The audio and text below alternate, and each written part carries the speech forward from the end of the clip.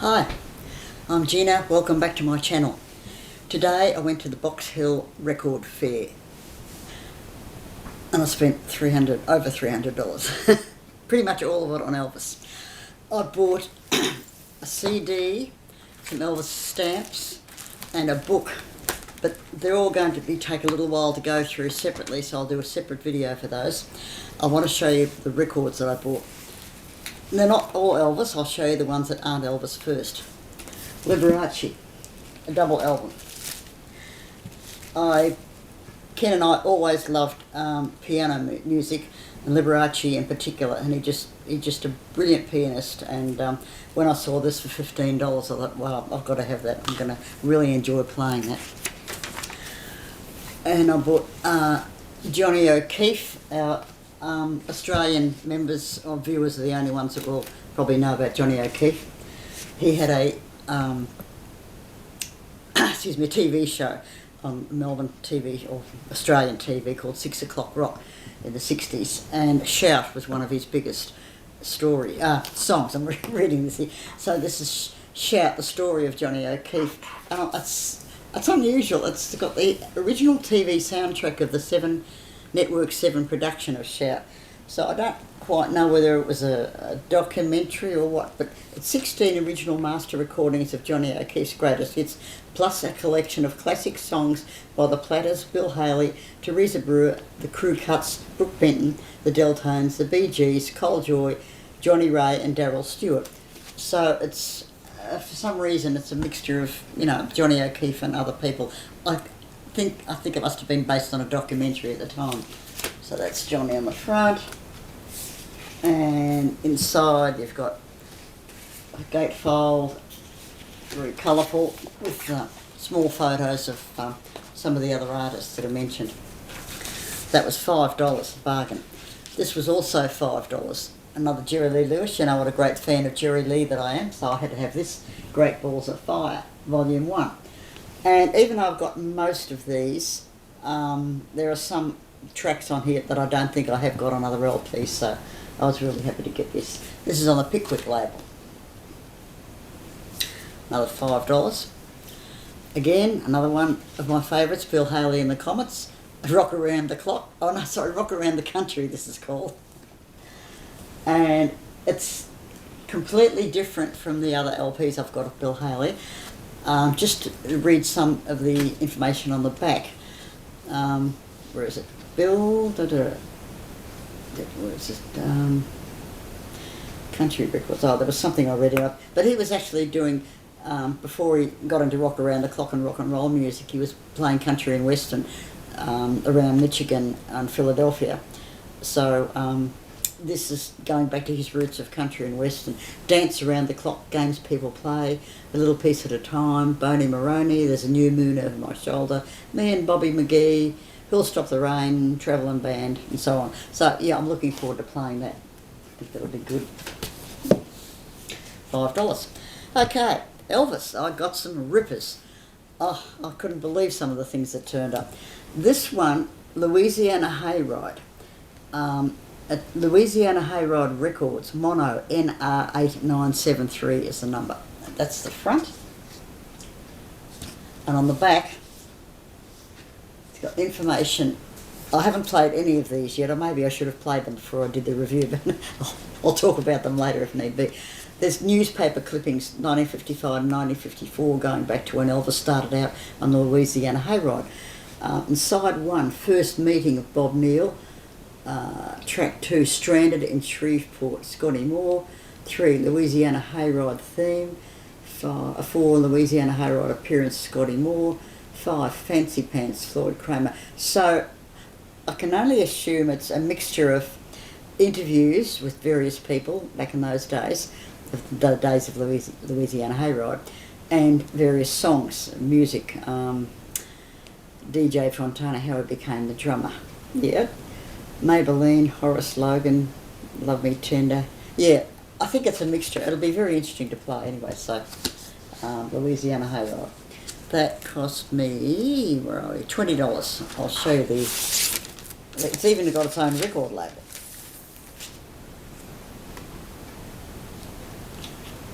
and so you can read it. Louisiana Hayride record label. Hope you can see that.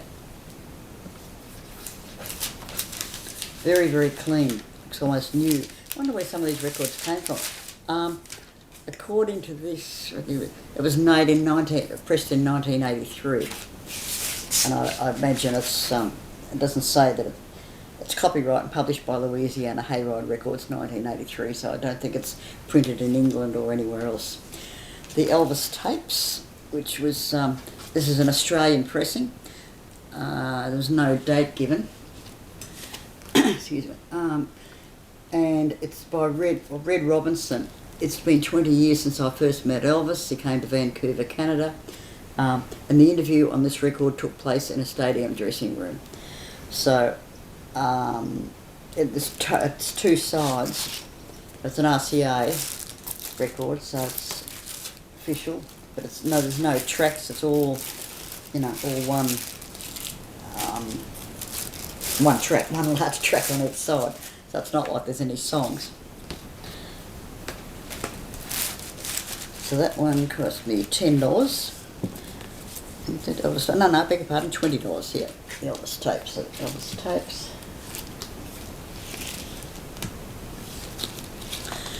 Then another really unusual one, Elvis Presley Interviews and Memories of the Sun Years. This is a UK pressing, 1977. I've written down all this because otherwise I'm mucking around trying to read the labels. There. The writer on the back. And it's just sort of a précis of his life. The contents, side 1, The Sun Years, contains parts from actual recording sessions with the voice of Sam Phillips, the voice of Elvis Presley, plus excerpts of Elvis Presley's Sun records, issued and unissued. Side 2, Interviews and Music, 16 minutes. Interviews by Jay Thompson at Wichita Falls, Texas, Charlie Walker at San Antonio, Texas, plus various other rare Elvis Presley talking intros on stage and television. I think I've got some of those elsewhere, but that's okay. And this is on a Sun, despite it being published in England. It's pressed in England. It's on a Sun label.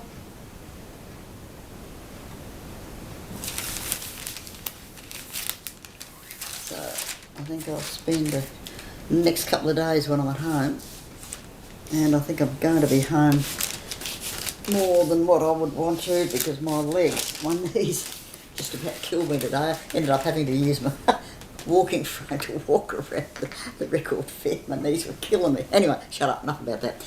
Now this is a ripper. I've never seen this anywhere on YouTube or anywhere else. It's Elvis Answers Back, a unique Elvis Presley Enterprises production made in 1997. It's in its own plastic cover. You don't take it out of the plastic cover. I'll show you why. It's like a gatefold. So,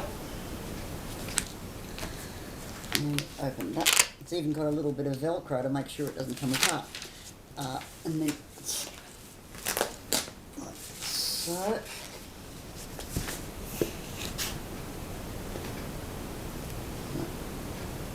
So the front of it is a reproduction of the original floppy disc that was on the magazine where that Truth About Me record was originally produced for the magazine.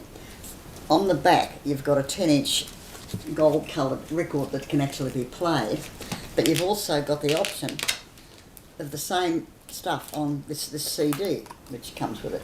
So you can play it on a record, which is interesting. This, I love this. When you pull out the front section from the plastic cover, it's a booklet. Okay, let's see how I can do this. Let's see. Book. Where are we? Oh no.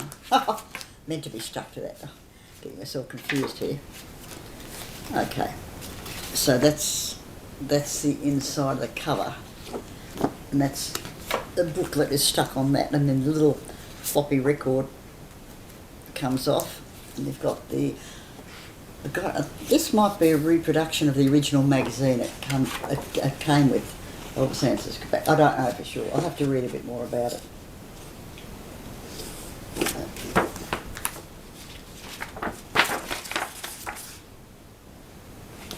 So it's yeah, reproductions of photographs owned and copyrighted by Elvis. Yeah. Anyway, lots of interesting stuff here. I should really do a separate flip through of this, but for the moment, I'll do. I'll just hold it up and flip the pages over the best I can.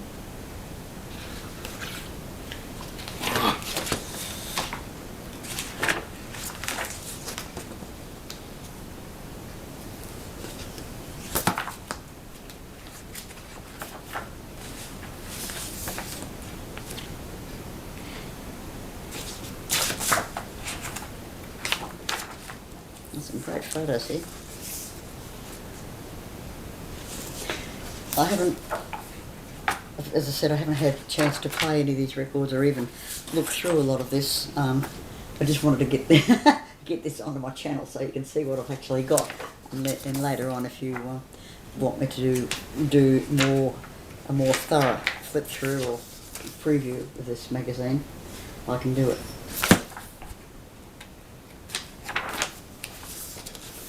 These are mostly the Albert Wertheimer photos, but some of them don't look familiar. I mean, took that many photos, so obviously we've been shared around among publishers over the years.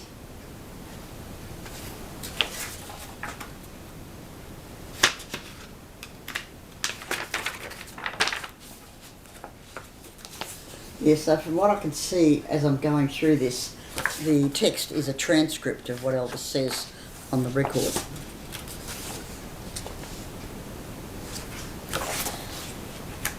So I just think this is just brilliant.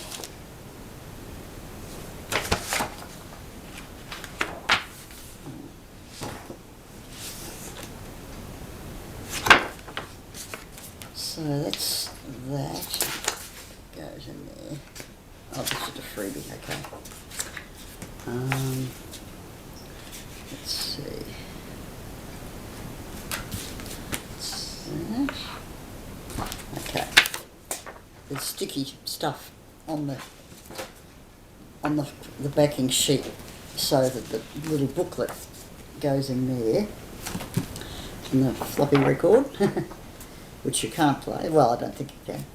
That's a 78. Maybe you can play that because the original disc with that magazine was a 78, and you were able to play it. It says in the write-ups. I've got it around the wrong way. No, come on. The record itself, 50,000 yet. Yeah, there's information about it, so it's good. But no, this is just unbelievable. I've never seen it or heard of it before. Some of you might have. And I only paid, what did I say? $30. $30 for something like that. In it also was a newspaper article from Goldmine, number 437, April the 25th, 1997. And it's an advertisement for the whole $39.95 it cost from Shamandra Trading in Florida. So yeah, that was interesting. So whoever's bought that record has decided to keep the newspaper clipping. Okay, on with what else. Now, Love Letters from Elvis, this LP. This is nothing startling. And I probably wouldn't have bought it, but Mark over at 100% Pure Elvis did a review of it. And he was sort of saying it, you know, I think he said it's not one of his favourites, and he wondered why they did what they did, the way this LP with these songs. It's a Dynaflex Australian pressing from 1971. Whoop, just a standard label, RCA label. And I was looking at it and I was thinking, Love Letters, Got My Mojo Working, When I'm Over You, Heart of Rome, Life, If I Were You, Cindy Cindy, This Is Our Dance. So, and I think Mark said he didn't particularly like, it wasn't, you know, none of the songs were his particular favourites. Well, from what I can remember of most of those songs, I really liked them. So, yeah, there we differ, don't we, on what we like. So, Love Letters from Elvis. Now, when I was walking around before I saw that, walking around the fair, there was another girl looking at records near me, and she said to the stall holder, she said, would you have love letters from Elvis, the LP? And the guy said no. And I sort of pricked up my ears and thought, no, I haven't seen that. I've been walking around. But about 5 minutes later, I went to another store, and there this was. Well, I looked around, and I couldn't see the girl. I couldn't really remember what she looked like. I just remember her voice asking. And if I'd seen her, if I'd been able to catch up with her, I would have said, look, you can have it. Love letters from Elvis, $15. But I didn't see her, so it's mine. Okay, now this one costs $40 because I believe it's quite rare, because even the stall holders, when I saw it, I said, oh wow, I haven't seen that. I think I might have heard about it on YouTube. But one of the stall holders said it's rare, and then a couple of the other stall holders, because they've been following me around because my Elvis teeshirt, finding Elvis. Hey Gina, it's over here. There's stuff over here about Elvis. And someone said, oh, that's rare, gee, I haven't seen that before, and rah, they're all talking about it. So it's called Reconsider Baby, RCA Victor.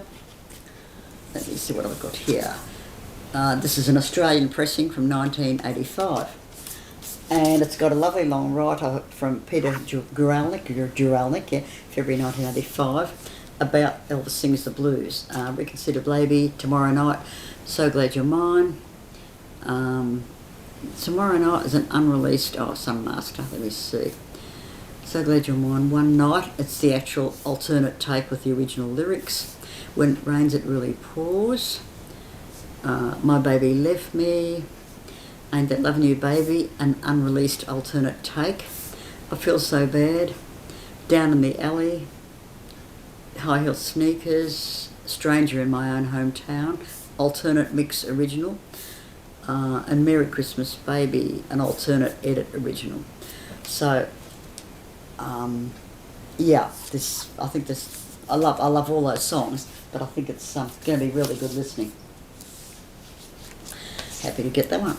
Now we've got two double LPs, gatefold, yeah. This one, it's a French 2 LP set.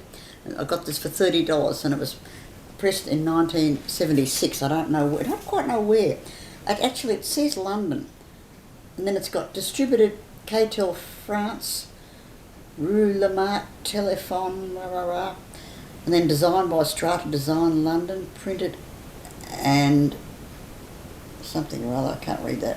Yeah, but it's all in French. Well, the titles, the songs aren't in French, but that's the front cover, and that's the back.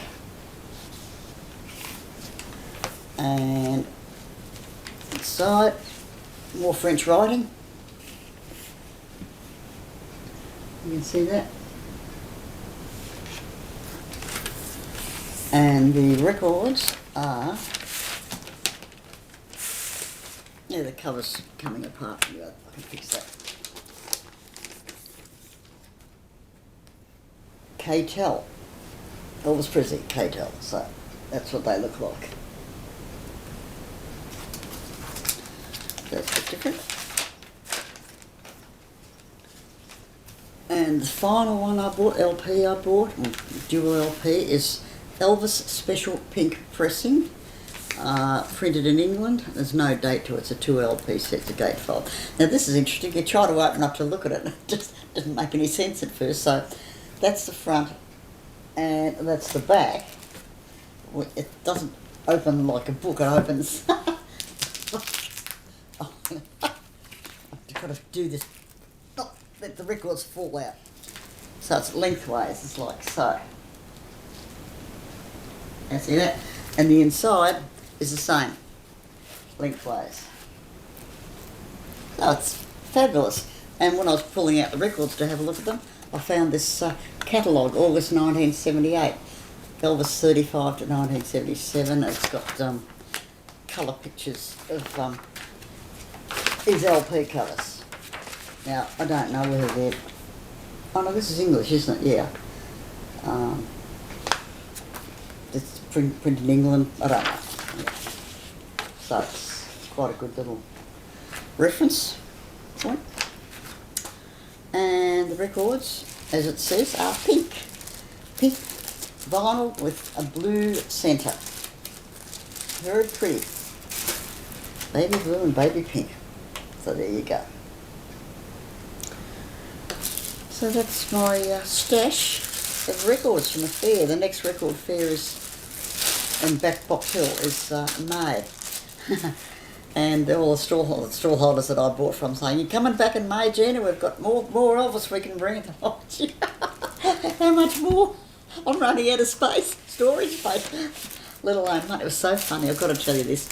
I took about $100 cash, thinking, well, most of the stall holders have credit cards. Well, this time, most of the stall holders I bought from actually didn't accept credit cards, they only wanted cash. So I used up what cash I had, and I bought some of the records on credit from the stall holders who use credit cards.